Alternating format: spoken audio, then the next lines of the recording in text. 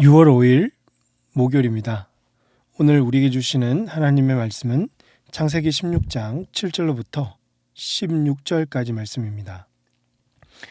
여호와의 사자가 광야의 샘물 곁 곧 술길 샘 곁에서 그를 만나 이르되 사레의 여종 하가라 내가 어디서 왔으며 어디로 가느냐.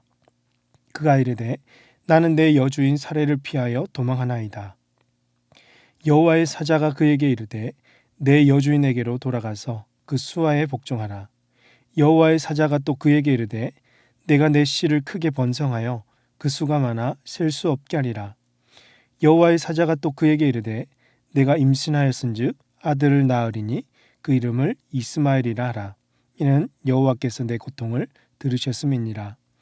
그가 사람 중에 들나귀 같이 되리니 그의 손이 모든 사람을 치겠고 모든 사람의 손이 그를 칠지며 그가 모든 형제와 대항에서 살리라 하니라.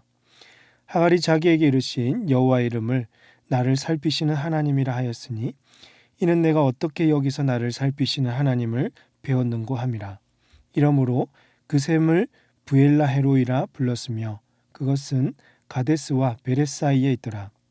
하갈이 아브람의 아들을 낳음에 아브람이 하갈이 낳은 그 아들을 이름하여 이스마엘이라 하였더라.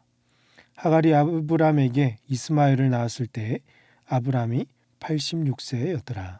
아멘. 살해 학대에 시달리던 하갈은 아브람 집을 도망쳐 나왔습니다. 살해의 잘못된 요구로부터 아브람의 이 무책임한 선택이 이어졌고 하갈은 임신하고는 그의 주인 살해를 멸시하는 교만까지 이르렀습니다.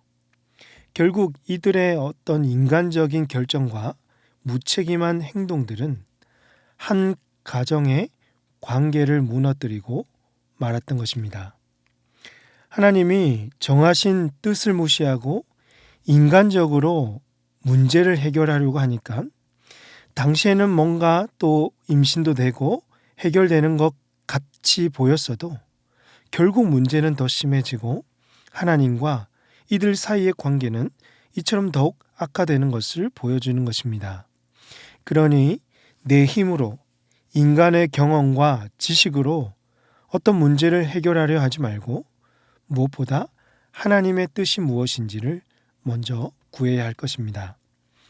더 이상 학대를 견딜 수 없었던 하갈은 그의 고향이었던 애굽으로 내려가기 위해서 술길로 갔습니다. 그때 오늘 본문 7절에 보니까 여호와의 사자가 하갈을 찾아왔습니다. 여기서 등장하는 여호와의 천사는 구약에서 처음으로 등장하는데요. 이 천사에 대한 해석은 다양한데 분명한 건 하갈은 이 천사를 보면서 나를 살피시는 하나님을 배웠다고 고백하고 있습니다. 바로 하나님을 만났다는 것입니다. 여호와의 천사는 하갈에게 말합니다. 8절에서 이르되 사라의 여종 하갈아 내가 어디서 왔으며 어디로 가느냐. 여러분 이 질문은 천사가 하갈이 어디서 와서 어디로 가는지 몰라서 묻는 것이 아니죠. 다 알고 있습니다. 그녀가 아브라함 집에서 도망쳐 나온 것을 알고 있었고 지금 애굽으로 돌아가려고 하는 것도 알고 있는 것이죠. 결국 하갈을 막기 위해서 제약과 우상 숭배가 가득한 애굽으로 가는 것이 옳지 않다는 것을 전하기 위해서 이렇게 질문하는 것입니다. 하갈이 대답합니다. 그가 이르되 나는 내 여주인 사레를 피하여 도망하나이다. 지금 하갈은 그의 입으로 내 여주인 사레라고 했습니다. 즉 아브라함의 자식을 임신하여 주인을 멸시했던 하갈에게 여호와의 천사가 나타나서 내 여주인 사레라고 스스로 고백하게 함으로써 현재 그 하갈의 신분과 정체성을 되새겨주고 있는 것이죠.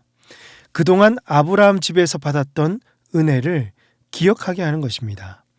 그래서 여호와의 사자는 하갈에게 내 여주인에게로 돌아가서 그 수하에 복종하라라고 명령했습니다. 너의 자리로 가라는 것입니다. 이 말을 들은 하갈은 어땠을까요? 내가 과연 돌아가도 될까?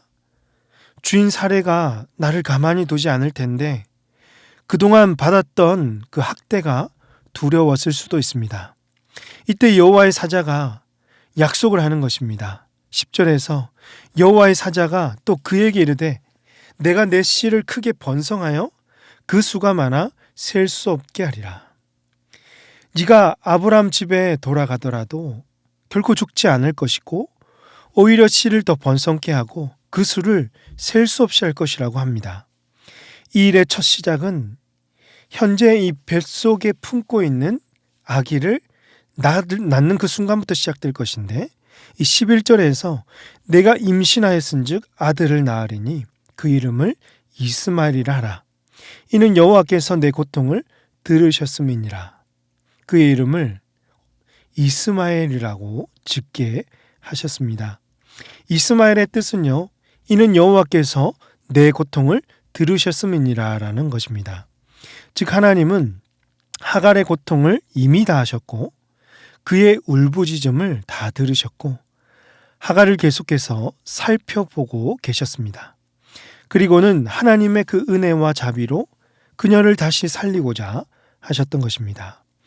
하갈은 이런 하나님의 손길과 긍휼을 그 자리에서 깨달았습니다.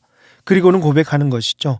하갈이 13절입니다. 하갈이 자기에게 이르신 여호와의 이름을 나를 살피시는 하나님이라 하였으니 이는 내가 어떻게 여기서 나를 살피시는 하나님을 배웠는고 함이라. 하갈은 지금까지 자신을 살피신 하나님을 만나고는 내가 감히 이곳에서 하나님을 어떻게 뵐 수 있었는지 감격하면서 놀라워했던 것입니다. 이런 하갈의 모습은 피조물인 인간이 하나님의 은혜를 경험하고 자연스럽게 흘러나오는 자세라고 할 수 있습니다. 오늘 우리에게도 하갈과 같이 하나님을 매일 만나고 구원받을 자격이 없는 자들임에도 나를 구원해 주셨고 살펴주시는, 지금도 나와 함께 하시는 하나님의 은혜를 경험하고 이것을 감사히 여기면서 늘 감격하는 삶이 되어야 할 것입니다. 하갈은 여호와의 사자의 명령에 순종했습니다. 아브라함 집으로 돌아가서 아들을 낳았습니다.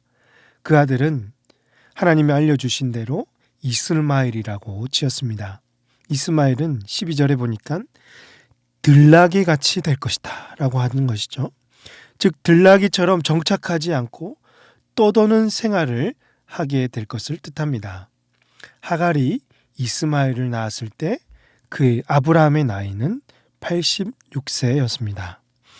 사랑하는 성도 여러분, 오늘 이 말씀 중에서 하갈에게 나타난 그 하나님을 이제 만나면서 그분의 은혜와 자비와 긍휼을 생각하지 않을 수 없습니다.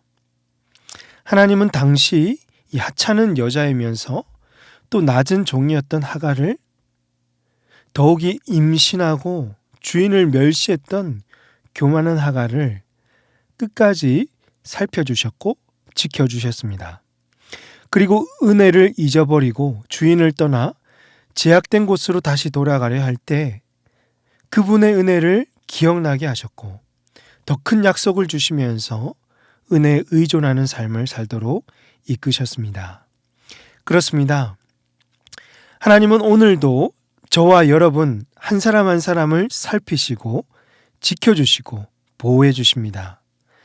문제와 고통이 찾아올 때 하나님은 우리의 고통을 들으시고 마땅히 가야 할 길을 보여주십니다. 우리가 은혜를 잊고 살아갈 때 다시 그 은혜를 생각나게 하시고 은혜에 의존하며 순종하도록 이끌어 주시는 것입니다. 사랑하는 성도 여러분, 이런 하나님을 매일 만날 수 있기를 원합니다. 하갈이 하나님을 만났던 그 셈, 부엘라 헤로이가 우리의 삶의 현장이 될 수 있기를 바라며 하나님 말씀에 날마다 순종하며 그의 뜻을 이루어 살아가시는 모든 성도님들 다 되시기를 주님의 이름으로 축복합니다. 기도하겠습니다. 하나님 아버지, 오늘도 귀한 말씀으로 우리와 함께 하시는 하나님을 만나게 하시니 감사합니다. 때로는 인생의 어려움과 문제와 또 고통이 찾아올 때 끝까지 우리를 감찰하시며 살피시는 하나님이심을 우리가 늘 기억하고 그분의 은혜에 의존하며 살아가는 우리들 되게 하여 주시옵소서. 날마다 외롭고 때로는 고독이 찾아올 때도 고통스러운 순간에도 나의 힘으로 무언가를 해보려고 하지 말고 하나님이 주신 그 자비와 은혜를 기억나게 하시고 그 말씀에 의존하며 말씀대로 그 뜻을 이루며 살아가는 복된 성도들 다 되게 하여 주시옵소서. 하갈이 홀로 있을 때 찾아오신 하나님을 우리 삶 가운데서도 늘 만나며 감격하게 하여 주시옵소서. 이 모든 말씀 우리 구주 예수님의 이름으로 기도합니다. 아멘. 오늘 말씀을 기억하시며 기도하시고 주간 기도 제목에 따라서 훈련과 교육을 위해서 기도하겠습니다. 모든 훈련마다 성숙과 변화가 있을 수 있도록 예수님 닮은 온전한 예배자가 될 수 있도록 우리 자녀들이 가정과 교회에서 말씀으로 양육되고 세상의 소망을 전하는 자녀들이 되도록 강단위에서는 말씀 사역자들이 온전한 말씀을 선포하게 하시고 하나님 나라를 신실하게 이루어 갈 수 있도록 이 시간 합심해서 기도하도록 하겠습니다. 기도하십니다.